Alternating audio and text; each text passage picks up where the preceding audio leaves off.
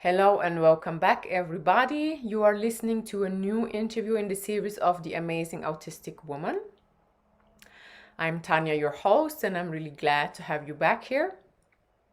In this series, I interview women on the autism spectrum, showing their everyday life struggles, problems, and limitations. Autism is invisible, but our limitations are there, they are real, and sometimes they can be tough to deal with. That's why I think it's really important to make these interviews and to make the autistic woman visible today.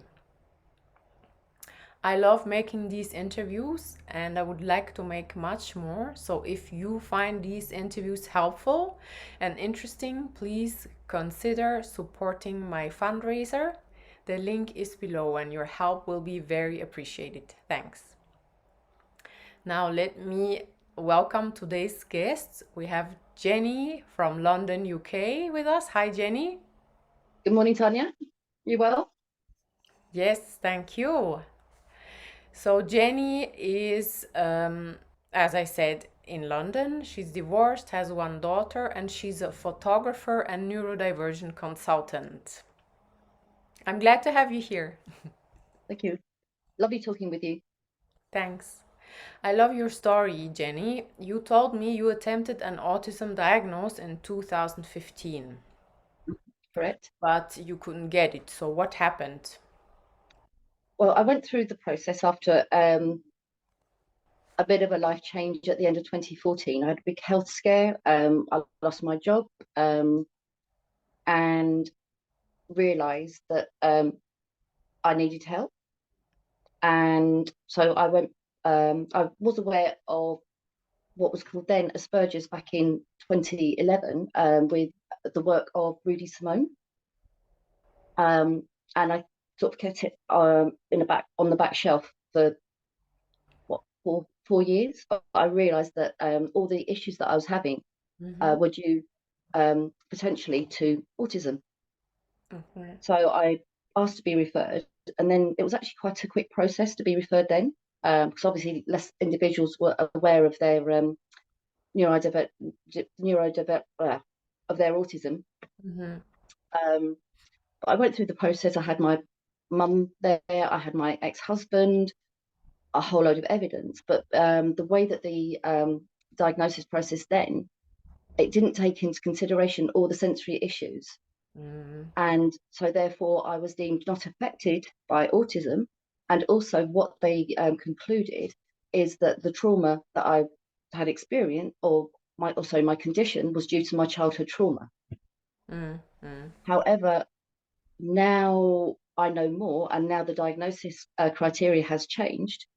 I'm now seeking an, an additional diagnosis of autism um, Mm-hmm. because of how of how the process has changed over the last 8 years. Mm-hmm. But you did get an ADHD diagnosis, right? Correct. So I was diagnosed ADHD back in 2021. This was brought up when I did my master's back in 2019 at University of Brighton. And there I did the psychoeducational diagnosis, which brought up dyspraxia. Um, and also it indicate in the diagnosis that strong traits of both autism and ADHD, which I didn't address for 2 years. Had a massive problem with my course and my life back in 21. Um, Fortunately, I had the money for a private diagnosis. I had no idea of the UK right to choose process. So I was diagnosed privately, went through the medication route, which was not suitable for me. Um, had a big life blow up in October 21. Discovered Fast Minds, which is a wonderful adult ADHD support group, and then started the NHS process for ADHD diagnosis. Mm-hmm. The NHS Um, is the UK medical. the National Health Service. Mm-hmm. Mm-hmm. Okay. And then I went through the Richmond Adult ADHD Service, and the practitioner, um, I'm not going to name names at the moment because I'm about to make an official complaint with this individual, because of the way that she asked the questions, deemed me not affected by ADHD. I then, when I received the report, with the help of Fast Minds, Cherry Rudge, wonderful individual, there were actual factual errors within this report, and I asked for a diagnostic review. Mm-hmm. And that was with a clinical psychiatrist, and he concurred that the actual original assessment was not to the standard that it should have been. Let me put it that way. Yeah. And then deemed me ADHD. So now I'm currently waiting for my autism assessment. Mm-hmm. But Okay. ironically, I've done my level 2, which is the equivalent of GCSEs, which is the exams you do at 16 in the UK. So I've now done my level 2 understanding autism, and I'm currently in the process of my level 2 understanding specific learning difficulties, which covers ADHD, dyslexia, dyscalculia, and dyspraxia or DCD. Mm-hmm. So now I have an insight of both being diagnosed and actually seeing it from the professional point of view as well, Mm-hmm. and also the academic point of view. That's So I'm seeing it all 360. And interestingly, I went for a bike ride with my cycling club, Baldy Wheelers, which is based in Teddington. And Richard, actually, he's got an 11-year-old autistic son, and he's having issues. And he was actually asking me, "Can I speak to you? How can you help me?" Mm-hmm. Because I'm in with the Southwest London Health Mental Health Trust, a lovely lady, Rachel Ustra, who's actually she's the project manager for the post-diagnostic care pathway for both autism and ADHD. So I'm actually helping to change the system within the UK and hopefully globally as well. Yeah, let's get into that a little bit because you had your own difficulties in getting this diagnosis. And you told me now you are on a mission to change the diagnostic methods. Can you tell us Correct. a bit more? Well, I'm actually working on a project. The government have actually produced a basic screener, Mm-hmm. which covers, I think, 6 of the neurodevelopmental conditions, so ADHD, autism, etc. But having looked at that particular form, it can be improved upon because it's not the questions, they have to be asked in a particular way. And so I'm going to be working on producing a universal screener that can be utilised and then developed by any service provider. Cool. So, for example, I'm volunteering with a wonderful charity called Richmond Aid, and they're literally down the road from me. And what happens when they receive a new client, they have to fill in certain, a form. So if that screener was provided when that client comes in, then any potential neurodivergent conditions can be picked up on immediately, and then we can direct that individual to the relevant care providers. So, for example, a lot of those individuals who are engaged with the service and they help with like benefits and finances and housing, all that sort of stuff. A lot of these individuals are in their 50s, 60s, 70s, and these are the people I call the lost generation, the ones who haven't been diagnosed, and they have so many challenges. So, they have challenges with their homes, their health, everything. And the one thing, and in fact, it's happening right now as we speak, what Richmond Aid does every Wednesday at 11 o'clock, they have an excess food bank. So all these individuals, they gather and they can pick up vegetables, milk, bread, toiletries, pet food. That's And what I've been going through it, but what I'm finding as well, I'm actually making friends through this, and I'm hearing their stories, and I'm realizing the majority, I would say 100% are neurodivergent, mm-hmm. and they have substance abuse issues, health issues that I've been picking up on. And in fact, Michelle, I'm sure she won't mind mentioning, um, she's become a friend. And then I've referred her to Fast Minds. She's now started her autism diagnostic pathway. And also, I picked up on her dyspraxia. And what was wonderful, she came around to my house and saw how I utilised my environment and my glasses and Mm-hmm. plates, etc., and said, "Look, this is what I do to deal with my dyspraxia." Mm-hmm. And she actually said to me, and it made me quite emotional. It's like, "You're the first person that's actually understood me," Mm-hmm. and that was so powerful. Um, so my mission now, because now I was volunteering with Fast Minds, but now I've transferred my efforts over to Richmond Aid because I realised there's a whole section within Teddington and the areas that needs our help. Mm-hmm. And ironically, Teddington was, sorry, water. Teddington was voted the best place to live in the UK by the Sunday Times last year. Mm-hmm.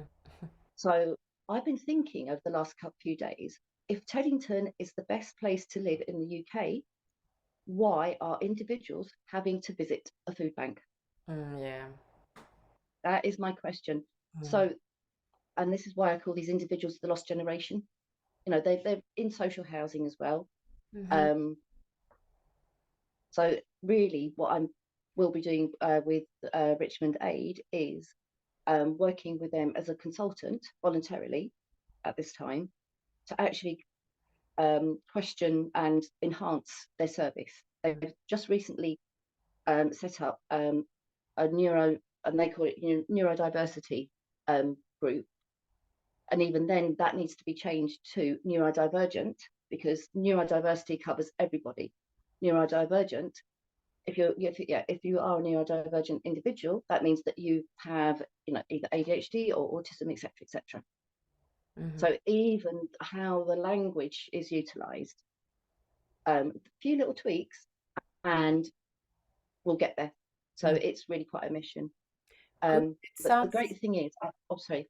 It sounds good. Mhm. Yeah, it's an It exciting is mission, and because we are looking forward to following your path on this mission. mhm. No, Mhm. it's, and the thing is, I'm doing it voluntarily because ironically, I'm on what in the UK Universal Credit because, and also I'm considered LCW, which translates as limited capability of work because of my both my physical and my so-called mental health issues. And it's like, okay, yes, I'm on benefits, but I've never worked so hard in my life, and I've never been able to give back as much as possible. And I'm now helping and healing others. Now I've healed myself. I've been through that journey, Mm. and now it's my mission to give back because Yeah, I think. I'm coming across individuals who are on certain stages of their journey, and the things because I see patterns and I can Mm. see the whole meta narrative of from birth to death, Yeah. and how um, when you are not diagnosed and you're not aware of your conditions, how it affects not only yourself, those around, and society as a whole. Um, so once that individual heals themselves and that is aware of who and what they are, then it's like you see a transformation. And because I've been dealing with Fast Minds for the last since October 21, I've don't have had my own journey, but I've seen others develop as well and blossom, and like just it's wonderful seeing that individuals going through that process Mm. Yeah, and I think this is very important, healing. Jenny, very Mm-hmm. important. And I Yeah. also see the same, and I agree with you. And I also think that autistics are here to heal others. We have some special gifts, and Mm-hmm. have a special role in this world, I think. Exactly. And now, growing up, I always felt different, and I couldn't express why Mm-hmm. because I didn't have the words to Yeah, express why. And yeah. also, being, I will say the acorn doesn't fall far from the tree, which is one of the reasons I have actually, yeah, I've got a little acorn on my necklace to remind me that, but also to remind me that from acorns, big oaks grow, and trees are very much a part of my life. from my work as well.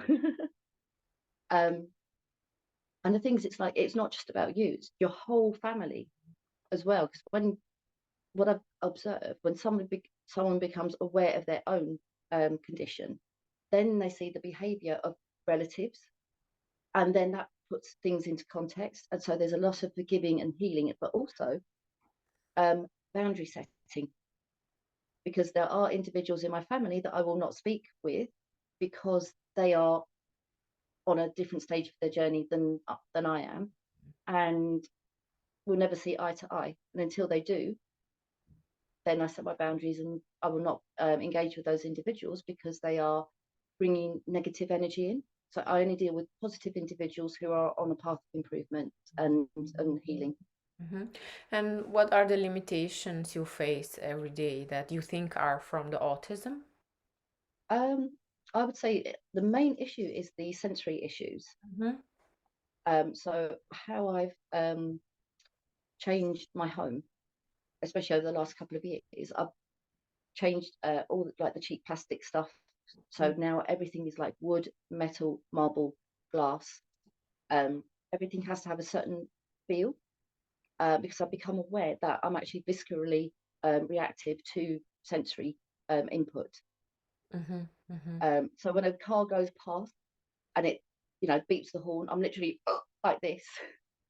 Yeah. So everything has to feel a particular way. Everything has to smell a certain way. The lights have to be a certain intensity. So What yeah, what other things you experience in everyday life that makes you understand that, oh, I'm not like them? yeah, I think the main thing is my hearing. In fact, I did annoy my ex boyfriend, who was a sound engineer, Italian, bit of a Marconi, say no more. And I believe my hearing was more sensitive than his. And also, I actually feel music. I was at Cardigan Hall on Sunday seeing the English Chamber Orchestra. Amazing.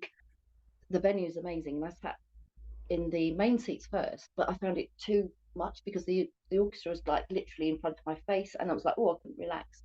But I went upstairs into the gallery so I could actually see the whole orchestra, which was amazing. But upstairs, because the Cardigan Hall was an old church, you have wooden pews. And what I realised, I could feel the vibration of the music in the wood of the seats, and it was like, Yeah. okay, it explains a lot. But what was quite interesting, afterwards, I met I got chatting to one of the musicians, and then I met the manager, and then I went for drinks at the Antelope after the concert. So I was actually talking to the musicians and talking about music and all sorts of wonderful things. But what I was explaining to them as well, because I'm synesthetic, which means you experience one sense with another.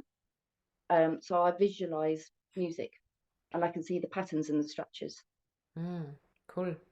So if anything's out of key, or if it's kind of like that experimental jazz, it's like, oh, it's like it actually physically hurts me. So I love patterns and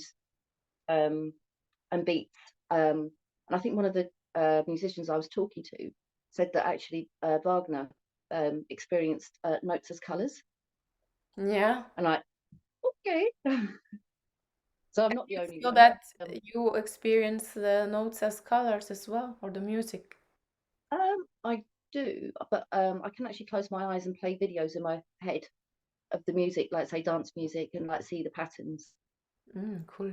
So it's like I don't need any what do we call it, hallucinogenic drugs, because I can do it myself without even having medication for that. Yeah. And do you experience other problems in everyday life that you think is from the autism? I would say, yeah, the main thing is noise, and like random noise. So I'm always listening to music outside, and then inside, these are my savior. They're the Bose Quiet 35s, the noise cancelling headphones, and they feel nice on my ears. Yeah, and these I wear on long train journeys or in the house. If there's noise outside and I need to work at home, so I Yeah. work from home. Unfortunately, because I wear hats, I don't wear them outside. But I've got a lovely pair of, I think it's JBL little hook headphones. So I wear those all the time when I'm walking So because around here, that's a coping strategy you have for the noise. exactly, because even though we've got wonderful parks here, we've got Bushy Park, Richmond Park, the Thames towpath. Unfortunately, we're under the flight path for Heathrow. So there's a lot of like plane noise and you can hear ambulances, all that. So that's why I wear my headphones with music when I'm walking outside. Mhm. Otherwise, it's too much. Yeah. I mean, some individuals say, oh, you're in nature, don't listen to music. I have to because I find it too noisy because of the urban environment. So even though we have lots of green and big parks, you still got that additional noise. So it just helps Mm-hmm. with that. Yeah, I get it. Hmm. What other coping strategies have you developed? Well, this is one. It's a beautiful glass by, I think it's La Rocher.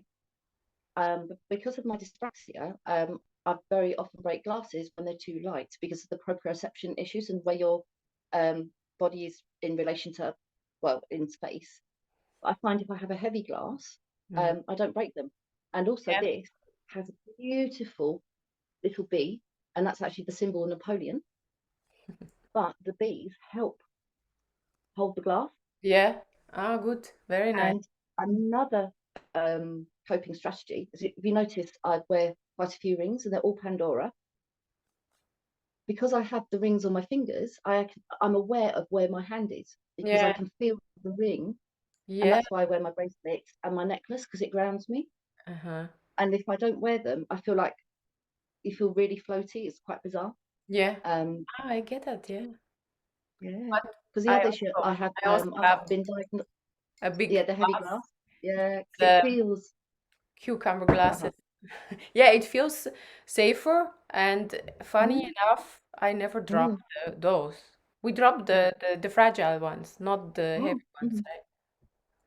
So interestingly, I've actually been diagnosed with hypermobility spectrum disorder, and I've also had issues like physical issues like joints subluxating, scarring, bruising very easily, and also yeah, just being a bit sort of, so that goes all the Yeah. way. But what I've discovered is there is actually a connection between neurodivergency and hypermobility and Ehlers-Danlos syndrome. Mm-hmm. And there's a wonderful charity called SEDS Connective, that's SEDS Connective, Mm-hmm. which was set up by Jane Green, who actually received an MBE for her services to health in at the end of last year. And they've done they've actually carried out research at the Brighton and University of Sussex Medical School, which actually connects neurodivergency and hypermobility, Ehlers-Danlos. Mm-hmm. Um, because a lot of autistic individuals, as you know, have physical issues like with guts um, and other things like that. And now there's actually research that says, look, indicates that there's more going on than meets the eye, Mm-hmm. which is unfortunate with invisible disabilities and neurodevelopmental conditions.